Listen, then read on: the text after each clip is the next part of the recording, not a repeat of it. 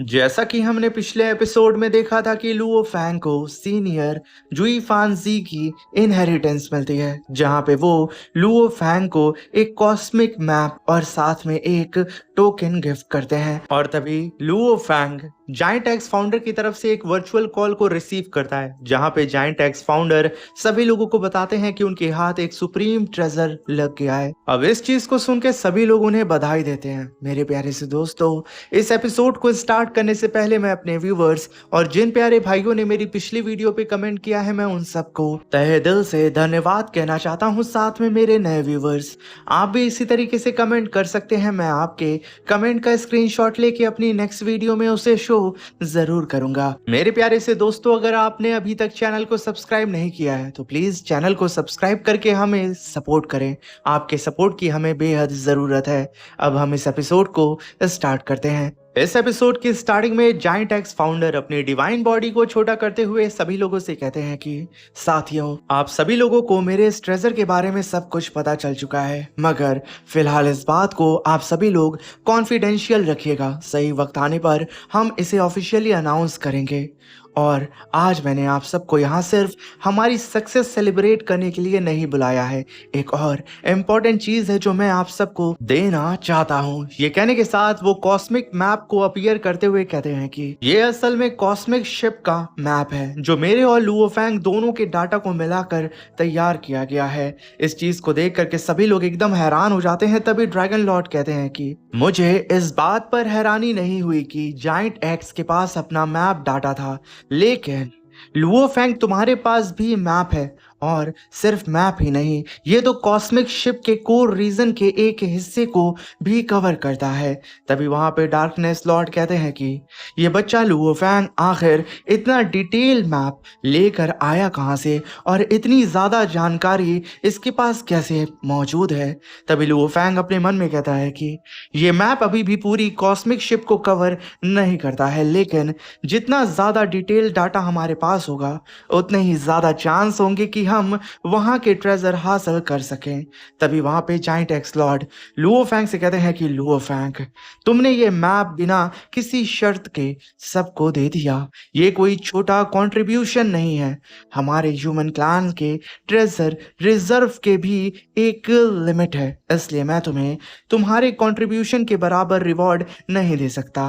सबसे ज्यादा जो मैं दे सकता हूं वो है 5000 सुप्रीम ट्रेजर पॉइंट। इस बात को सुनकर के Luo Fang giant axe lord को ग्रीट करते हुए कहता है कि सीनियर एल्डर जाइंट एक्स, आपने भी तो अपना मैप सबको फ्री में ही दे दिया है, तो आखिर आप मुझे रिवॉर्ड क्यों दे रहे हैं। तभी जाइंट एक्स फाउंडर कहते हैं कि लुओ फैंग, तुम्हें अभी सबसे ज्यादा जरूरत स्ट्रेंथ बढ़ाने की है खुद की।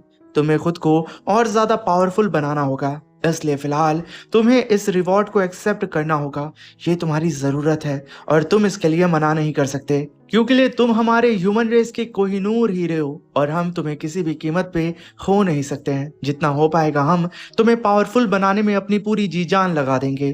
तभी लुओ फैंग एल्डर को ग्रीट करते हुए कहता है कि आप सभी लोग चिंता मत कीजिए, मैं भी अपनी पूरी ताकत से ह्यूमन क्लैन को सपोर्ट करता रहूंगा और मैं आप लोगों को कभी निराश नहीं करूंगा। और तभी सभी लोग खड़े होते हैं और वाइन के गिलास को एक दूसरे से टकराते हुए चेस करते हैं और इस पल को सेलिब्रेट करते हैं। तभी सीन शिफ्ट होता है लुओ फैंग बबाता के साथ स्टार टावर में सवार होकर के यूनिवर्स ओशियन की तरफ रवाना हो जाता है। असल में लुओ फैंग कॉस्मिक शिप की तरफ जा रहा होता है। तभी बबाता अपनी आंखों के सामने कॉस्मिक शिप को देख के कहती है कि लुओ फैंग, आखिरकार हम कॉस्मिक शिप तक पहुंच ही गए। और लुओ फैंग ये शिप सैकड़ों मिलियन लाइट ईयर्स तक फैली हुई है। ये लगातार अनंत केओस एनर्जी को अपनी तरफ खींचती रहती है। इसी वजह से इसके आसपास का एरिया बेहद खतरनाक बना रहता है। बाहर का एनवायरनमेंट ही इतना ब्रूटल है और शिप के अंदर का हिस्सा तो उससे भी ज्यादा जानलेवा है। आज तक लुओ फैंग किसी को नहीं पता कि कॉस्मिक शिप आखिर यहाँ कहाँ से आई थी। और लुओ फैंग, तुम्हें पता है जब दो महान डिवाइन ग्राउंड यूनिवर्स का जन्म भी नहीं हुआ था तब भी ये पहले से यहीं मौजूद थी। और साथ में ये अक्सर छोटे छोटे यूनिवर्स को अपनी तरफ खींचकर निगल भी लेती है लुओ फैंग। इसी वजह से सब लोग इसे कॉस्मिक शिप के नाम से बुलाते हैं। तभी लुओ फैंग कहता है कि कॉस्मिक शिप ये वाकई अपने नाम के लायक है, एक सच्चा डेथ जोन। और तभी वहां पे लुओ फैंग को लॉर्ड ऑफ द आइस की आवाज सुनाई देती है पीछे से, और वो कहते हैं कि लुओ फैंग। तभी लुओ फैंग पलटते हुए देखता है कि उसके जस्ट पीछे senior Lord of the ice peak और साथ में एल्डर वॉइड गोल्ड मास्टर मौजूद हैं। तभी वो लोग लुओ फैंग की तरफ बढ़ने लगते हैं, जहां पे Luo Fang white gold master को देख के कहता है कि मेरे बड़े भाई होंग के टीचर है ये वाइट गोल्ड मास्टर, और साथ में इनकी प्रेजेंस वाकई बहुत अलग है। मैंने सुना है कि एल्डर वाइट गोल्ड मास्टर की गाइडेंस में बिग ब्रदर होंग लगातार ब्रेक थ्रू करते रहे हैं और अब वो किंग रैंक तक पहुंच चुके हैं। तभी वहां पे lord of the ice peak Luo Fang के सामने खड़े होके कहते हैं कि लुओ फैंग, जैसा मैंने सोचा था कि जैसे ही कॉस्मिक शिप का मैप शेयर हुआ है हर कोई अपनी किस्मत आजमाने के लिए यहाँ आ ही जाएगा। तभी वहां पे lord of the white gold कहते हैं कि लुओ फैंग, तुम्हारा बिग ब्रदर होंग पहले ही एक रेयर जीनियस है, लेकिन मैंने कभी नहीं सोचा था कि तुम उनसे भी इतना आगे निकल जाओगे और अब तुम डेथ जोन को एक्सप्लोर करना भी शुरू कर चुके हो। लेकिन कॉस्मिक शिप के अंदर जो डेडली इनर रीजन है वहां हम जैसे एक्सपर्ट भी बिना किसी वार्निंग के गिर सकते हैं और अपनी जान गंवा सकते हैं। और लुओ फैंग, आइस पीक और मैं दोनों अलग अलग एक्सप्लोर करने वाले हैं, क्योंकि तुम भी अकेले रहोगे इसलिए वहां बहुत ज्यादा सावधान रहना। तभी लुओ फैंग कहता है कि जी सीनियर, मैं समझ गया।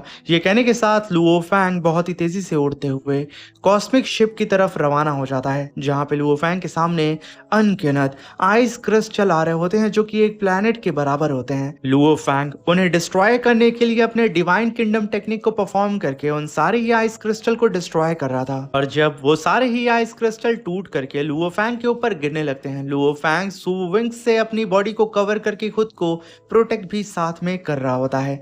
तभी बपाता लुओ फैंग से कहती है कि लुओ फैंग, तुम्हारे मैप के रूट के अकॉर्डिंग कुल 892 डेंजर जोन मौजूद हैं। ये जगह जो आइस ब्लेड से भरी हुई है इसे तो मुश्किल से एक नॉर्मल डेंजर जोन भी कहा जा सकता है। तभी वहां पे Luo Fang flame sand cup को समन करके उसकी फ्लेम पावर का इस्तेमाल करके जितनी भी आइस क्रिस्टल्स होते हैं उन सबको बीच से फाड़ करके अपना रास्ता बना लेता है, और उन क्रिस्टल के बीच से निकलते हुए फाइनली इस जोन से लुओ फैंग बाहर निकलता है। तभी लुओ फैंग एक और मिस्टीरियस सी जगह पे आता है जहां पे बबाता बताती है कि लुओ फैंग, अगर किसी जगह को सच में टॉप टायर डेंजरस कहा जा सकता है तो वो आगे मौजूद स्लेइंग गॉड रूइंस है। तभी लुओ फैंग कहता है कि अगर ऐसा है तो एक बार मैं इसके अंदर जा करके जरूर देखना चाहूंगा कि आखिर ये कितना खतरनाक है। ये कहने के साथ लुओ फैंग आगे की तरफ बढ़ने लगता है, और वहीं पे हम आसमान में कुछ पानी की बूंदों को देखते हैं जो कि जमीन के अंदर आती हैं और एक ह्यूमन का शेप ले लेती हैं। तभी वो कल्टीवेटर जिसका नाम यिन होता है वो लुओ फैंग को देख के अपने मन में कहता है कि एक ह्यूमन होकर तुम्हारी इतनी हिम्मत, तुम अकेले ही स्लेइंग गॉड रूइन में घुसने की जुर्रत कर रहे हो। तभी हम लुओ फैंग को देखते हैं जो कि कई सारे खतरों को पार करते हुए आगे बढ़ रहा था। तभी बबाता लुओ फैंग से कहती है कि लुओ फैंग, इस जगह पे एक बेहद डरावना जीव रहता है जिसे लावा डीमन गॉड कहा जाता है। यूनिवर्स स्ट्रॉन्गेस्ट से नीचे के लगभग हर एक्सपर्ट की जान लेने की ताकत वो रखता है। तभी हम वहां पे उस लावा डीमन गॉड की हल्की सी छवि को देखते हैं, और वहीं पे लुओ फैंग के ऊपर एक जाइंट सा पत्थर भी गिर रहा होता है। लुओ फैंग उसे संभालने की कोशिश कर रहा था मगर वो पत्थर बहुत विशाल होता है। तभी लुओ फैंग अपनी बीस्ट गॉड की पावर को समन करके उस पत्थर को कस के पकड़ता है और अपनी डिवाइन किंगडम टेक्निक को परफॉर्म करके उस पूरे के पूरे जाइंट पत्थर के ऊपर अटैक करना शुरू कर देता है, और उस पत्थर को बीच से ही फाड़ करके लुओ फैंग रख देता है, और तुरंत उसके सहारे आर पार दूसरी डायरेक्शन में लुओ फैंग उस पत्थर के निकल जाता है। तभी वहां पे वो येन लुओ फैंग को ऐसा करता हुआ देख के कहता है कि लगता है अफवाहें बिल्कुल सही थी, सिल्वर विंग्स ट्रेजर वाकई हद से ज्यादा पावरफुल है और ऐसा लग रहा है जैसे ये सिल्वर विंग्स किस्मत से मेरे हाथ में आने के लिए ही बनी है। वहीं पे लुओ फैंग जो कि बहुत ही तेजी से आगे की तरफ उड़ते हुए जा रहा था, उसे महसूस होता है कि कोई ना कोई नई मुसीबत उसके सामने प्रकट होने वाली है और तभी आसमान फट पड़ता है। लुओ फैंग तुरंत अपनी जगह पे रुक जाता है और फाइटिंग मोड में एक्टिवेट हो जाता है और तभी लुओ फैंग के सामने येन अपीयर होने लगता है। उसे देख करके बबाता लुओ फैंग को बताती है कि लुओ फैंग ये एंसेस्टर गॉड कल्ट का मेंबर है, फर्स्ट यूनिवर्स साइकिल एरा का एक्सपर्ट येन। और लुओ फैंग अपने जमाने में भी येन एक नाइटमेयर माना जाता था, उससे डील करना ही बहुत मुश्किल था और अब इतने सालों बाद शायद वो पहले से भी ज्यादा खतरनाक हो चुका होगा। तभी वहां पे येन पूरी ही तरीके से अब लुओ फैंग के सामने आके अपीयर हो चुका था और वो अपनी पावर को अनलेश करता है और उधर से लुओ फैंग अपने डिवाइन किंगडम की पावर को अनलेश करता है। इनकी पावर आपस में टकरा रही थी, तभी येन कहता है कि ह्यूमन सिल्वर विंग्स मुझे दे दो और मैं तुम्हारी जान बख्श दूंगा, क्या कहते हो? तभी वहां पे लुओ फैंग अपनी मुट्ठी को कस के अपने हाथों से मसलते हुए कहता है कि ना मुन्ना ना, बिल्कुल भी ऐसा नहीं होने वाला है। इसी के साथ मेरे प्यारे से दोस्तों ये शानदार सा एपिसोड खत्म होता है। Thank you for watching.